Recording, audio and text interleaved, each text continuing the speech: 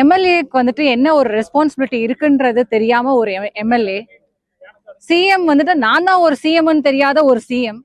ஏன்னா இப்ப எது கேட்டாலும் டிஎம்கே, உக்காந்தா டிஎம்கே, நின்னா டிஎம்கே, விழுந்தா டிஎம்கே, எழுந்தா டிஎம்கே.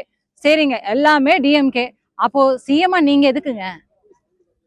அடுத்தவங்களை பிளேம் பண்ணியே அரசியல் நடத்துறதுக்கு நீங்க எதுக்குங்க சார் நீங்க அந்த பொசிஷன்ல இருக்கீங்கன்றதுதான் ஒரு சராசரியா ஒரு மக்களோட மக்களா இருந்து என்னோட வாய்ஸும் கூட இது. சரிங்க, இன்னொரு விஷயம், ஒரு பாலியல் வன்கொடுமை ஒரு 10 வயசு சிறுமிக்கு நடந்திருக்கு சூலூர்ல. இத பத்தி போய் மினிஸ்டர் அக்கா கிட்ட, கீர்த்தனா அக்கா கிட்ட போய் கொஸ்டின் கேட்டிருக்காங்க. இது பாலிடிக்ஸ பத்தி என்கிட்ட மார்னிங் கேட்காதீங்க, அட்மினிஸ்ட்ரேஷனை பத்தி மட்டும் கேளுங்க. ஈவினிங் 6 மணிக்கு மேல பாலிடிக்ஸ் பேசலாம்னு சொல்றாங்க.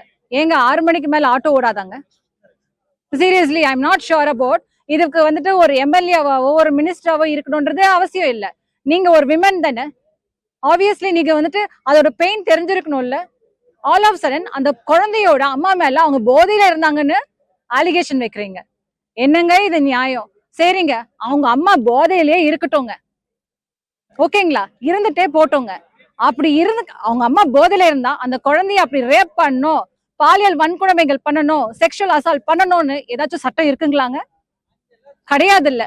சரிங்க சார், நாங்க பிரஸ் மீட் கொடுக்குறோம்னு சொல்லிட்டு ஏன் கொடுக்கலன்னு சொல்லி கேட்டா வாயில நல்லா வந்துரும்ன்றீங்க. சரி, இதையும் எதிர்த்து நாங்க வந்துட்டு ஒரு போஸ்ட போட்டா எங்களுக்கு சொசைட்டில தான் பாதுகாப்பு இல்லைன்னு பார்த்தா ஆன்லைன்லயும் சுத்தமா பாதுகாப்பு இல்லைங்க. எந்த ஒரு விமன்ஸ்க்கும் பாதுகாப்பு இல்லை. கொச்சையான வார்த்தைகள் அந்த இன்ஸ்டாகிராம்ல என்னோட குடும்பங்களும் இருக்கு, ஃப்ரெண்ட்ஸும் இருக்கு, அரசியல் சமூகங்களும் இருக்கிறாங்க. எல்லாரும் இருக்கிற ஒரு சோசியல் மீடியால கொச்சையான வார்த்தைகள். இதுதான் உங்க அரசியலா? இதுதான் உங்க பெண்கள் பாதுகாப்பா? சொல்லுங்க, எனக்கு தெரியல. எனக்கு பெண்கள் பாதுகாப்புக்கு இல்லன்னு சொல்லி இன்னைக்கு ஆட்சியை பிடிச்சிருக்கீங்க.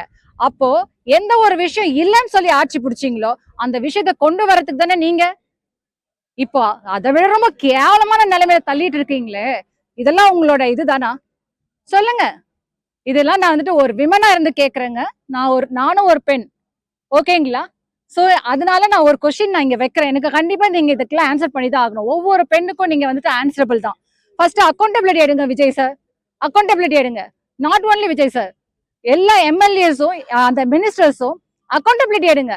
முதல்ல பிளேம் பண்றது எடுத்துங்க. கிரெடிபிலிட்டி மட்டும் வேணும், போஸ்ட் வேணும், நான் சிஎம்ஆ வேணும். ஆனா நான் வந்துட்டு அக்கௌண்டபிலிட்டி எடுக்க மாட்டேன். எனக்கு எந்த ஒரு பொறுப்பும் நான் எடுத்துக்க மாட்டேன். பிரஸ் முன்னாடி வந்து நிக்க மாட்டேன். எங்க பிரஸ் முன்னாடி வந்து நிக்க மாட்டேன்றது யார அசிங்கப்படுத்துறீங்க? பிரஸ் அசிங்கப்படுத்துறீங்களா? இல்ல எங்களை மாதிரி உங்களை நம்பி எத்தனையோ பேர் ஓட்டு போட்டிருக்காங்களே அந்த பீப்புளை வந்துட்டு அசிங்கப்படுத்துறீங்களா? நான் சத்தியமா அவங்களெல்லாம் தற்கொலைன்னு சொல்ல மாட்டேன். நிறைய இடத்துல அவங்களுக்காக சப்போர்ட் பண்ணி பேசியிருக்கேன். ஏன்னா அவங்க தற்கொலை கிடையாதுங்க, பாவம், அவங்க இன்னசென்ட். உங்களோட ரியாலிட்டி என்னன்னு தெரியல. ரீல நம்பி, உங்களோட ரூப் மாஃபியா நம்பி ஓட்ட போட்டிருக்காங்க. ஏன்னா அவங்களுக்கு அந்த ஒரு இது இல்லைங்க. அதுக்கான அதை படிச்சு தெரிஞ்சுக்கல அவங்க.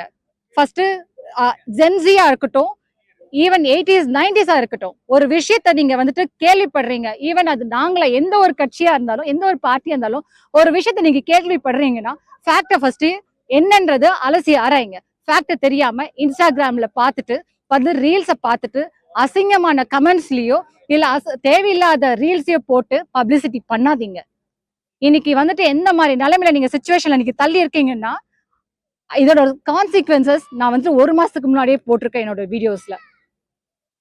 ரொம்ப ரொம்ப மோசமான கான்சிக்வன்சஸ் இவன் நம்ம ஃபேஸ் பண்ணிட்டு இருக்கோம். டெய்லியும் மர்டர், டெய்லி ரேப், டெய்லி அட்டம் மர்டர். 85 வயசு பாட்டியை விட்டு வைக்கலைங்க கிருஷ்ணகிரி மாவட்டத்துல. இதுதான் கீழ்த்தரமான ஒரு அரசியல் அமைப்பு தான் இப்ப இருக்கு. 85 வயசு பாட்டிக்கு கூட சுதந்திரமும் கிடையாது, சேஃப்டியும் கிடையாது. Simply saying. திமுகக்கும் எனக்கு நடுவுல யாரு வந்தாலும் நிர்வாகம் பொறுப்பல்ல. இது கிட்டத்தட்ட ஒரு 3rd கிரேட் ரவுடி பேசுற வார்த்தை.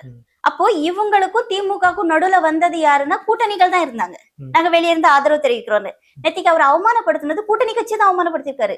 ஐஎம்எல்ஆ இருக்கட்டும், விசிகே இருக்கட்டும். நான் காங்கிரஸ் பத்தி பேச நான் தயாராவே இல்லை. ஏன்னா காங்கிரஸை வந்து ரொம்ப பெரிய மதிப்பான ஒரு பார்வையில பார்த்தது. நான்லாம் வந்து எனக்குலாம் காங்கிரஸ் எல்லாம் அவ்வளவு பிடிக்கும்.